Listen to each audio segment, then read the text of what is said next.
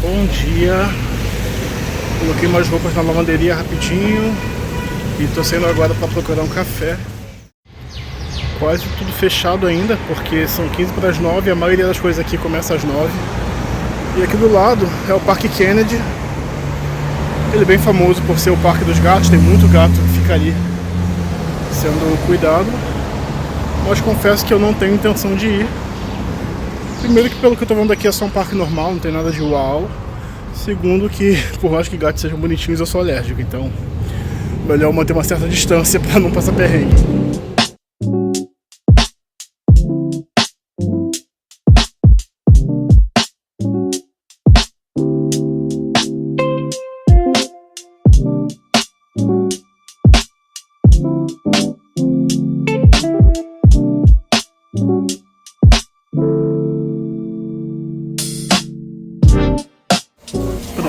Pedi um sanduíche misto, de queijo e presunto normal, o meu misto quente é meu jeito de começar o dia sempre, e um cappuccino só para fugir um pouquinho do meu café preto de sempre.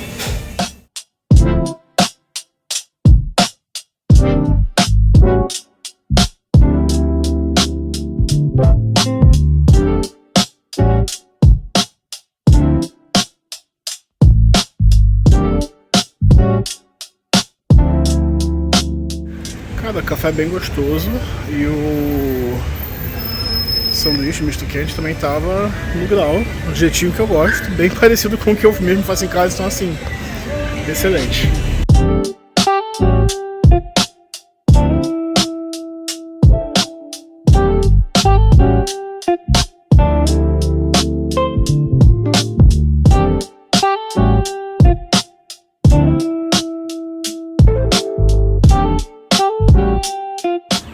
Cheguei para visitar o Acapuclana, que é um grande templo pré-colombino que tem aqui no centro de Lima, né? bem no meio da cidade.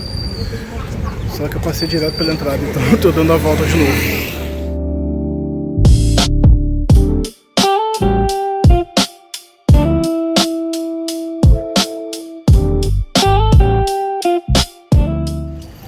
Essa pirâmide aqui ela é feita de adobo, que é barro, mas tem um cheirinho de praia, de maresia.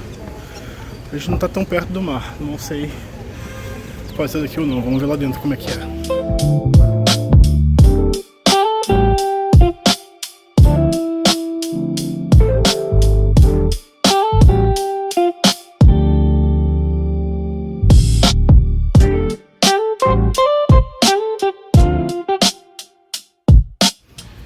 Não pode fazer o tour pela pirâmide por conta própria, tem que ir com guia. Então eu tô aqui esperando o próximo grupo sair e já dei um pulinho aqui no museu com algumas peças encontradas aqui, peças originais, inclusive urnas, bem explicadinho, bem direitinho. É interessante que ele fala Lima. Por que é o nome Lima? Por causa da sociedade Lima, que era uma sociedade que vivia aqui, depois foi tudo dominado pelo usuário e depois pelos Istmar.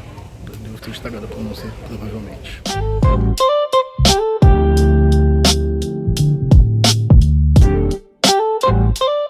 Saindo agora aqui de Acapuclana, que é o sítio arqueológico da pirâmide que tem aqui no meio de Lima. E tô indo para uma pracinha na frente, catar um banquinho para sentar, alguma coisa, para poder contar para vocês, porque ela não podia filmar. Então eu vou contando tudo que eu vi e com algumas fotos. Vamos lá, primeira coisa a gente entendeu o que é o Acapuclana.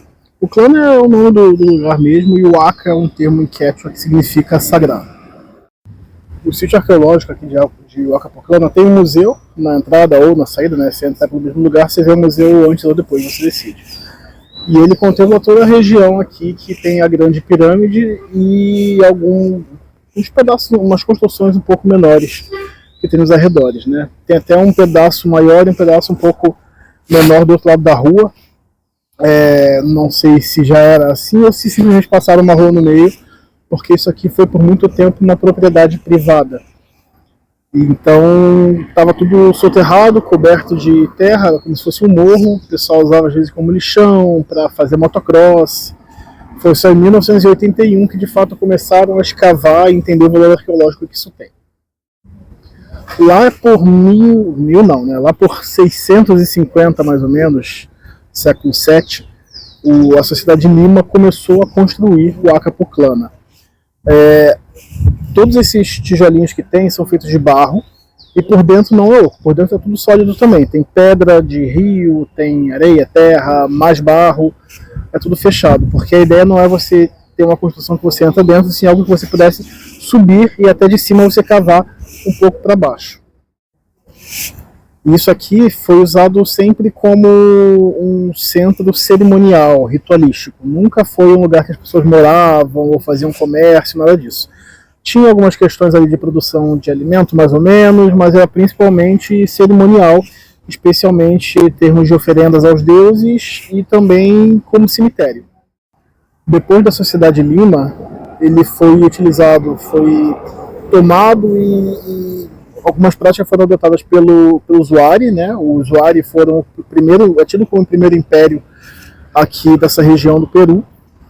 Inclusive falei um pouquinho do Huari lá no vídeo de Piquiacta, lá perto de Cusco, porque foi com a chegada do Huari que os povos lá se uniram para se defender e aí começou a formação do Estado Quechua. Mas enfim, Lima, Huari e depois foi usado pela sociedade Istma.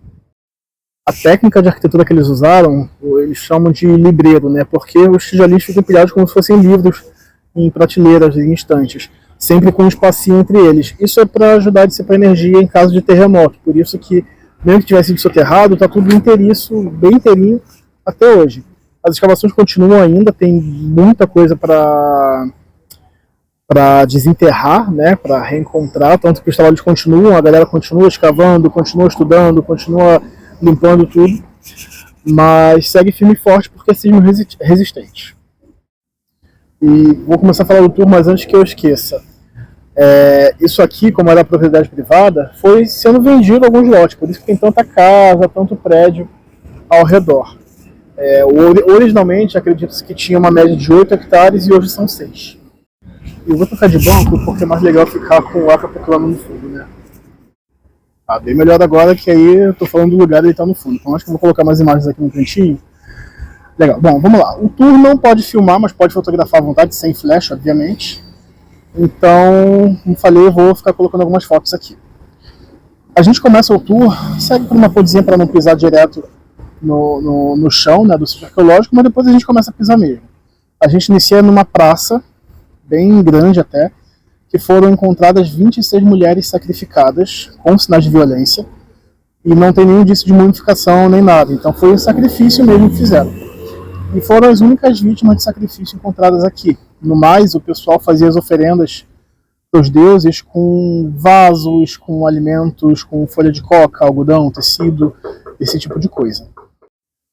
O ritual que eles costumavam fazer aqui, acredita-se que era uma oferenda para a terra, para a mãe terra, meio que um pagamento para a terra para conseguir ter boas construções nas vilas que tinham ao redor, porque aqui era o centro cerimonial. Então, eles sempre destruíam um pedaço que eles tinham construído e reconstruíam em cima, e fizeram isso ao longo de anos e anos, séculos e séculos. Tanto que essas mulheres foram sacrificadas e depois as vasilhas foram encontradas, né, os vasos de cerâmica, os alimentos, etc., eram usados meio que na fundação. Perdão, os vasos eram usados na fundação, né, da parte nova que eles iam reconstruir em cima. Então tinha esse ritual de desconstrução e reconstrução. Já as mulheres, elas foram encontradas espalhadas pela praça, realmente sacrificadas em sinal de violência, né? Foram 26. Hoje é tudo dessa cor meio de barro mesmo, mas acredito que era tudo pintado de amarelo, igual essa foto que eu estou botando aqui, que era uma cor amarela, uma tinta natural que eles faziam na época.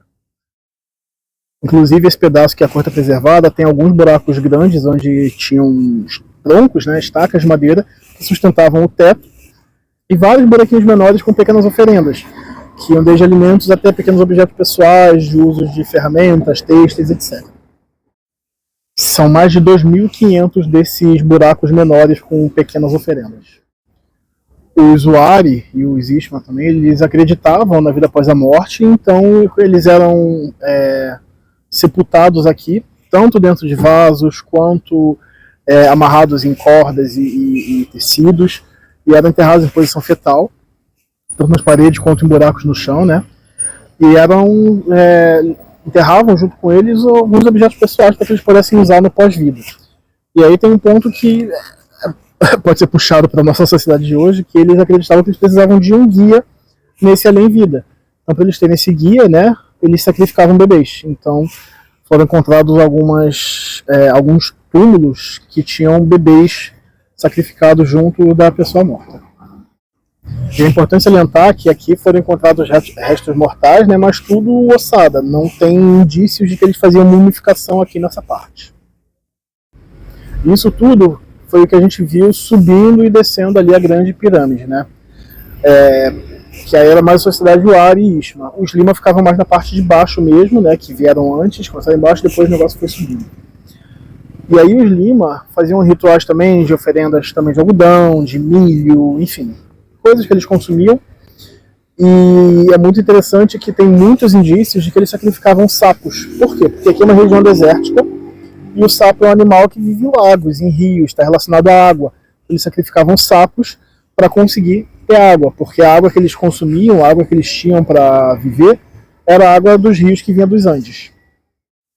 Já se encaminhando um pouquinho para o final, a gente passa por um mini zoológico que tem lhamas, alpacas, um pato aqui da região e o cuy, que é o porquinho da Índia, né? E aí um pedacinho também que a gente vê um pouquinho da flora local. Claro que isso não existia aqui em Wakapuclana necessariamente, é só para a gente entender a sociedade dele, porque aqui era um pedaço, né, era uma região construída para fins religiosos, era para rituais e cerimônias. Inclusive eles usavam muito as lhamas, principalmente como animal de tração, animal de carga, né? Só que acredita-se que eles de fato aproveitavam tudo da lhama. Eles usavam o animal para transporte, mas também comiam a carne, usavam a lã da lhama, usavam os ossos para fazer ferramentas, então nada era desperdiçado. E o cuy, né, que é bonitinho, mas muitas dessas culturas se alimentavam do cuy. Inclusive ele é um prato que ainda hoje é facilmente encontrado aqui no Peru, especialmente na região de Cusco. Eu experimentei, já falei nesse vídeo aqui, não sei, em algum lugar vou deixar o cardzinho, mas já falei nesse vídeo. É gostoso, lembra um pato talvez, só que é muito pequenininho, então tem pouquíssima carne, tem que ficar puxando do osso, e o osso, como é muito delicado, quebra fácil, tem que ficar tirando o osso da boca, é meio chato de comer, mas é gostoso. E muito interessante que na base tem algumas representações de como eram os rituais da sociedade Lima, né? E aí tem representações, né? Tem os bonecos, né? Que representam os povos, né? O povo da época. E eles são bem pequenininhos, né? Acredita-se que eles eram realmente um povo muito baixinho. Os mais altos tinham média de 1,55 m. E eles têm como evidência disso justamente o tamanho dos túmulos encontrados, as ossadas. Eles eram um povo realmente pequeno. Aí tem representação também de como eles faziam para moldar os tijolinhos, né? E era tudo na mão, eles não tem nenhuma evidência hoje de que eles usavam algum tipo de molde ou mesmo formas. Eles moldavam na mão e secava tudo naturalmente. Até pelo nível de rusticidade dos tijolos dá para ver que era assim. Levava aí alguns dias, dependendo do clima, algumas semanas para secar, e eles construíam a pirâmide. E os vasos, né, eram feitos de barro também, de adobe, cerâmica, mas eles eram tingidos sempre de branco, preto e vermelho, que eram as cores que eles conseguiam fazer de forma natural, além daquele amarelo que cobria aí provavelmente toda a pirâmide. E esses vasos, sempre que eles iam fazer o ritual de destruição e reconstrução, eles quebravam os vasos e usavam na fundação da próxima etapa que eles iam construir. Bom, tentei dar uma apanhada geral, um resumo de como foi o tour. No início falou que uns 45 minutos, mas passou de 1 hora, tem bastante coisa para ver. Foi mais ou menos o que eu consigo lembrar assim da ponta da língua, porque é muita informação entrando em pouco tempo. Mas vou deixar um link aqui explicando o Wakapuclana, vou deixar aqui na descrição para quem quiser ver um pouquinho melhor. E se vier Lima, não deixe de vir, porque é extremamente interessante. Você aprende sobre 3 culturas diferentes que habitaram aqui a região muitos séculos atrás, né, desde 650, quando começaram a construir mais ou menos. E assim, você literalmente anda na história, porque você anda no cemitério, você anda na pirâmide, né? Lembrando que pirâmide é cemitério, pirâmide é para guardar corpos de maneira geral, né? Bom, então, explicado isso, agora deixa eu dar mais uma caminhada, uma voltinha, comprar uma água, que estou com sede, e são 11h30 já, então eu vou procurar algum lugarzinho para poder almoçar antes de ir para a próxima parada do dia. Agora o que eu estou fazendo é caminhando até o Malecão de Miraflores.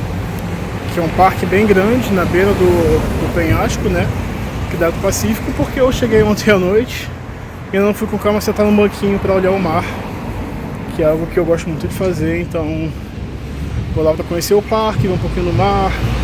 Não pulinho no shopping, eu não gosto geralmente de ir em shopping quando eu viajo. Shopping já é uma coisa que eu não gosto muito, só que esse é um shopping construído bem de frente para o mar, a céu aberto, então estou curioso para ver. E provavelmente vai ser um bom lugar para almoçar, porque deve ter bastantes opções, né?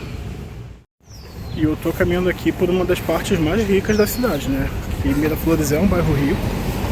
E esse pedaço que eu tô particularmente, muitos prédios e casas bem grandes, bem bonitos assim. Tem uma carinha de condomínio, sabe? Meio... Pega a Barra da Tijuca no seu auge. É mais ou menos assim. Cheguei já sentindo o ventinho do mar. Vendo o mar aqui na frente, bem coberto de névoa ainda, mas segundo a previsão, daqui a 1 ou 2 horas deve dissipar. Então como eu vou caminhar bem devagar, vou parar para almoçar, acho que vou ter uma visão legal daqui a pouco.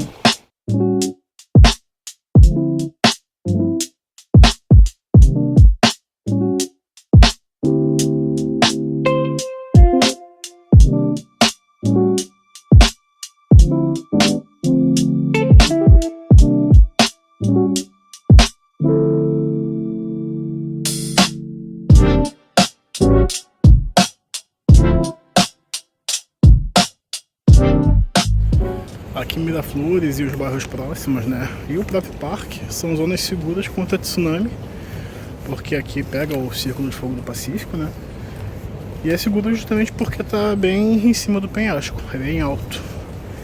E cara, que delícia caminhar nesse combo de parques aqui, um emendando no outro.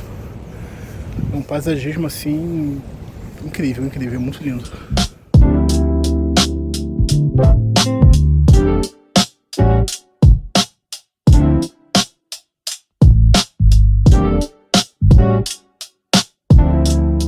Descendo aqui agora pro Parque Tino de Miraflores, que é uma pracinha aqui no parque, bem bonitinha, né, com arquitetura inspirada na China, até porque a população chinesa aqui, de ascendência chinesa, é muito, muito, muito grande. Então é um parque bem bonito e tá rolando uns ensaios ali, acho que de 15 anos talvez, não sei.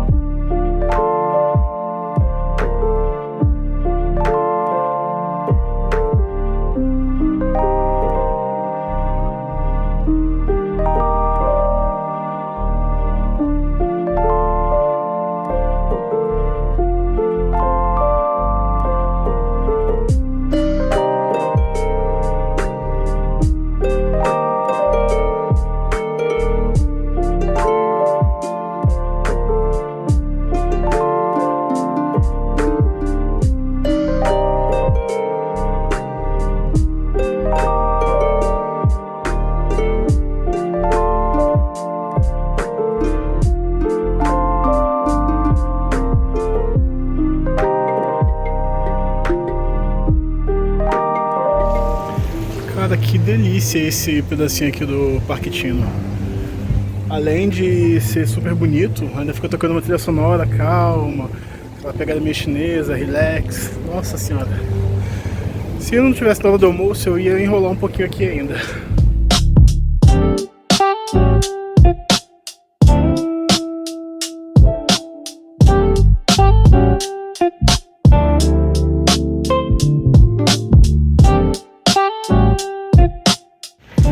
Legal que o parque infantil tem uma estátua do Pequeno Príncipe também.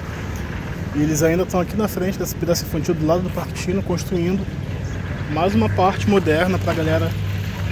Espaço de convivência, né? Para o pessoal ficar de boa, sentadinho, ler um livro, andar de bicicleta, andar de patinete. Nossa, super legal isso aqui. Agora, assim, é bem importante ter consciência de que isso é num bairro nobre, é uma parte rica da cidade. Será que tem esse tipo de iniciativa acontecendo lá mais pra dentro, onde ficam as favelas? Não sei, honestamente não sei, espero que sim. Mas a gente sabe como é que funciona a questão da infraestrutura nas cidades latino-americanas, né? Porque a gente é brasileiro, então sabemos muito bem como é que é.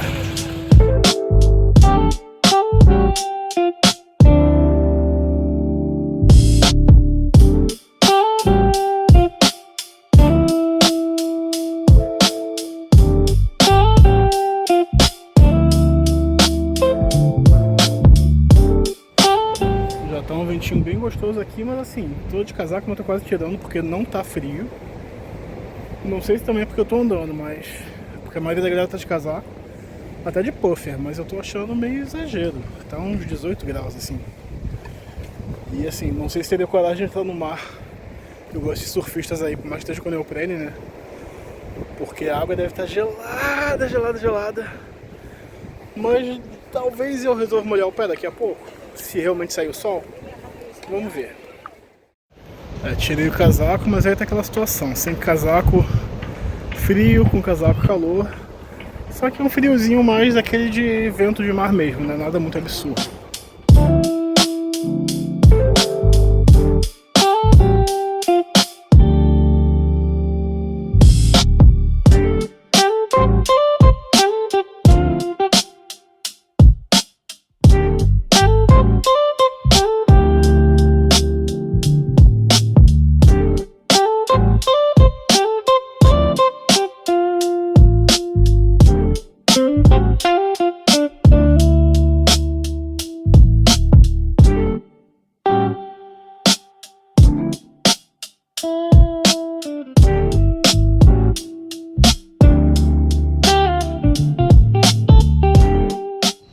Óbvio que eu não posso ver um farol e não parar pra admirar, que eu adoro farol também.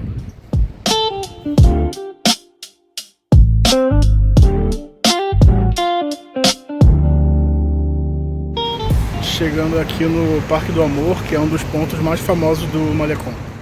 Ele tem uma arquitetura que é inspirada no Parque Güell em Barcelona, obra do Gaudí.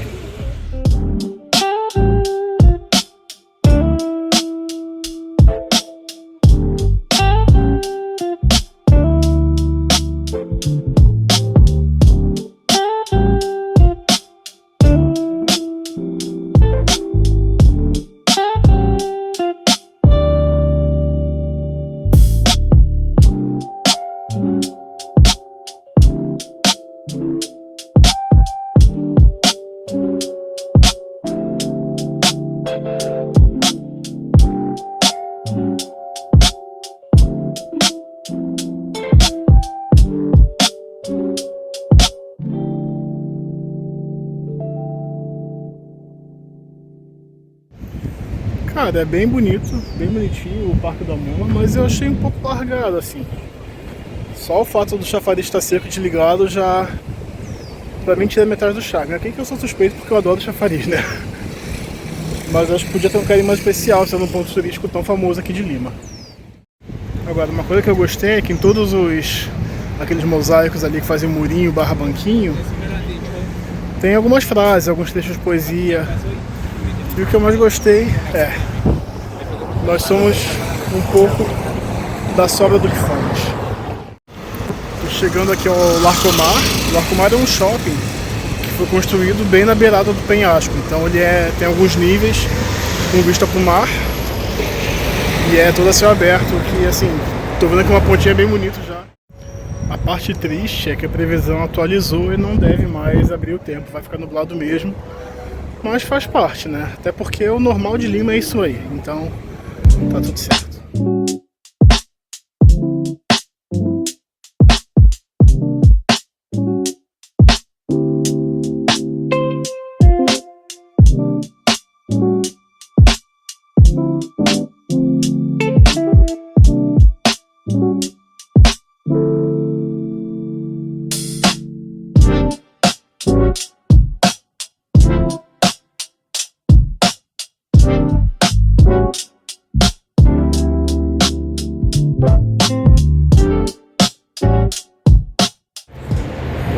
Bonito aqui, realmente.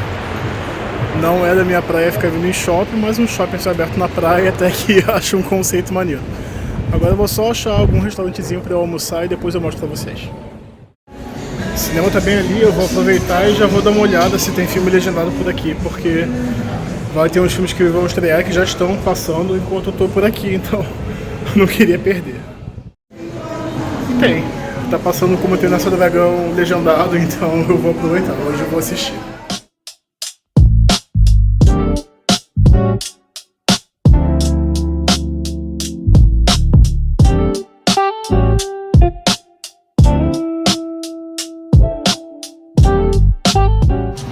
Vim aqui no Múcio Café, que é bem coisa de shopping mesmo, mas ele tem comidinha caseirinha, que é uma coisa peruana que eu não provei ainda, que é o arroz de galinha.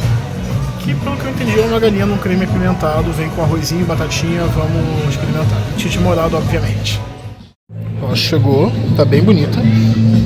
Não tem muito cheiro não, mas a cara é ótima, vamos ver se é tão gostosa quanto parece. E a tite morada, que aqui tá bem gostosa também, já bebi um pouco. E vem com mais maçãzinhas aqui. Cara, bem gostosa a comidinha, gostinho de casa mesmo. O arroz de galinha, perfeito, delicioso. De sobremesa eu não consegui decidir, então eu peguei uma catita, um catito de lúcuma, que é aquela fruta que eu mostrei lá em Cusco, e um alfajor de lúcuma com chocolate. Cara, a comida tava gostosa, caseirinha, mas esses doces, meu Deus do céu. Cara, o lúcuma é muito, muito, muito bom. Se alguém sabe no Brasil se tem lúcuma com outro nome ou onde vende, por favor, me avisa. Lúcuma é bom demais. Pronto, depois de comer, passei só no cinema, comprei ingresso pra mais tarde voltar aqui e ver Como Treinar Seu Dragão, que eu vim do Brasil devendo assistir. Consegui a sessão legendada, então vamos lá. 100% inglês, com a legenda em espanhol, vamos testar como é que eu me viro sem nada de português agora. Agora deu um ventinho gelado, tive que botar o casaco. Mas enfim, passeei, vi tudo que eu tinha me planejado pra ver hoje. Agora eu vou voltar pro hostel, descansar um pouquinho, carregar a bateria e a partir daí só esperar para depois voltar a assistir ao filme. Pronto, fui pro hostel, descansei um pouquinho, saindo agora que eu vou lanchar no La Lucha, que eu ouvi falar muito, muito, muito bem. E dali eu vou voltar pro shopping para assistir a Como Treinar Seu Dragão. E o meu espanhol tá horroroso, gente, minha pronúncia tá péssima, eu preciso praticar. Tinha um mexicano falando inglês comigo, olha que vergonha.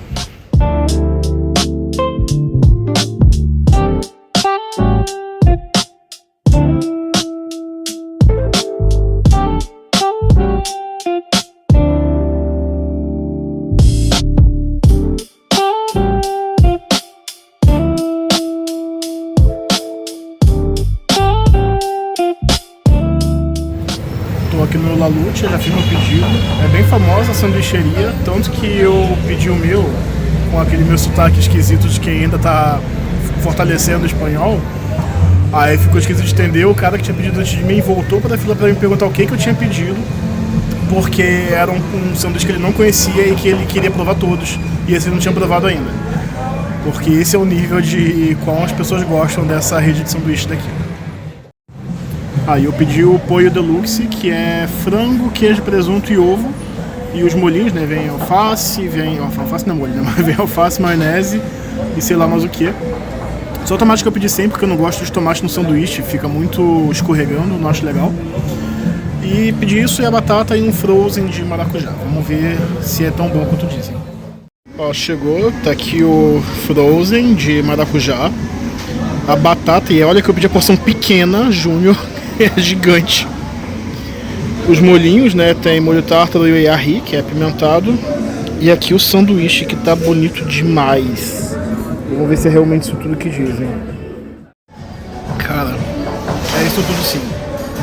O sanduíche é maravilhoso. Eu acho que é o melhor sanduíche que eu já comi na vida. No mínimo tá no top 5. Cara, é muito bom, muito bom. Batata ultra crocante, mas é por dentro, os molhinhos perfeitos e o frozen de maracujá, assim. Eu tô impressionado. É muito bom. Cara, eu tô bem cheio. Aquilo ali, só metade do sanduíche já matava qualquer fome. E assim, é o melhor sanduíche que eu já comi. Já quero voltar a experimentar os outros. Que troço bom, cara. Muito bom mesmo.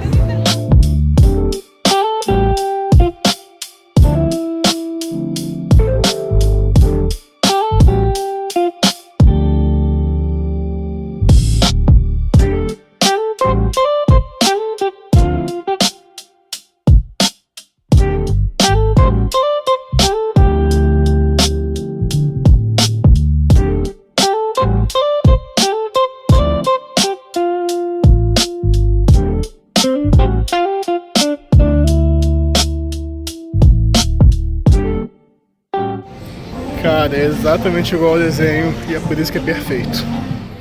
Bom, agora volta pro Rússia dormir porque por hoje deu. Já deixa o seu like aí, se inscreve no canal. Eu sou o Pinho e eu te vejo por aí.